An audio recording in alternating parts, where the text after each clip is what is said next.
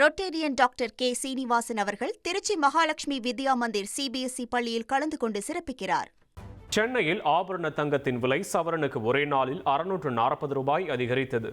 தங்கம் விலை இருமுறை அதிகரித்த நிலையில் ஒரு சவரன் தங்கம் 92,640 ரூபாயாக விற்பனையாகிறது.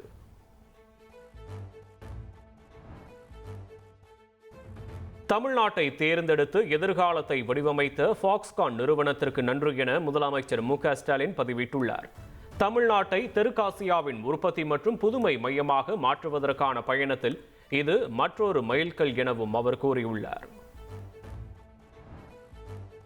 கரூர் விஜய் பிரச்சார கூட்ட நெரிசலில் 41 பேர் பலியான சம்பவம் தொடர்பான வழக்குகளில் தீர்ப்பு வழங்கப்பட்டது. சிபிஐ விசாரணை நடத்த உச்சநீதிமன்றம் அதிரடியாக உத்தரவிட்டுள்ளது. கரூர் சம்பவத்தில் சிறப்பு புலனாய்வு குழு ஒரு நபர் ஆணைய விசாரணைக்கு இடைக்கால தடை விதித்து உச்சநீதிமன்றம் உத்தரவிட்டுள்ளது. நீதிமன்றத்தில் நடக்கும் வாதங்களை பொறுத்து உத்தரவு மாற்றி அமைக்கப்படும் என்றும் தெரிவிக்கப்பட்டுள்ளது. கரூர் துயர சம்பவம் குறித்து தனி நீதிபதி, 2 நீதிபதிகள் மேற்கொண்ட விசாரணையின் நிலவரம் என்ன? சென்னை உயர்நீதிமன்ற பதிவாளர் அறிக்கை தாக்கல் செய்ய உச்சநீதிமன்றம் உத்தரவிட்டுள்ளது.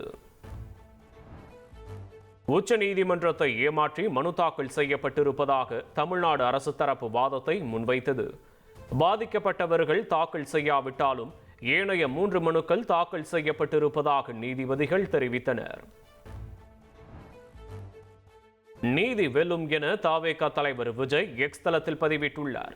கரூர் சம்பவத்தை சிபிஐ விசாரிக்க உச்சநீதிமன்றம் உத்தரவிட்ட நிலையில் விஜய் இவ்வாறு கருத்து தெரிவித்துள்ளார். கரூர் பிரச்சனையை வைத்து தவேகாவை முடக்க திமுக முயல்வதாக கட்சியின் பரப்புரை மேலாண்மை பொதுச் செயலாளர் ஆதவ் அர்ஜுனா குற்றம் சாட்டினார். கரூர் விவகாரத்தில் உண்மை வெளிவர வேண்டும் என வலியுறுத்தினார். கரூர் வேலுச்சாமிபுரத்தில் வற்புறுத்தி தவேகாவிற்கு இடம் கொடுக்கப்பட்டதாக கட்சி நிர்வாகி ஆதவ் அர்ஜுனா குற்றம் சாட்டினார்.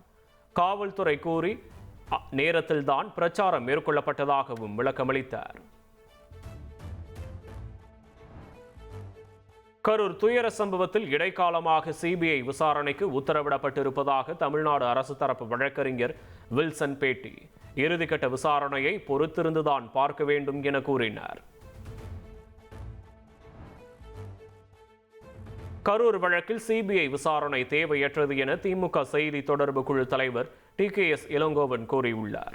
உச்சநீதிமன்ற உத்தரவில் அரசியல் உள்ளதாகவும் அவர் குறிப்பிட்டுள்ளார். Rotarian doctor K. சீனிவாசன் அவர்கள் திருச்சி மகாலட்சுமி வித்யா மந்திர் சிபிஎஸ்இ பள்ளியில் கலந்து கொண்டு சிறப்பிக்கிறார்.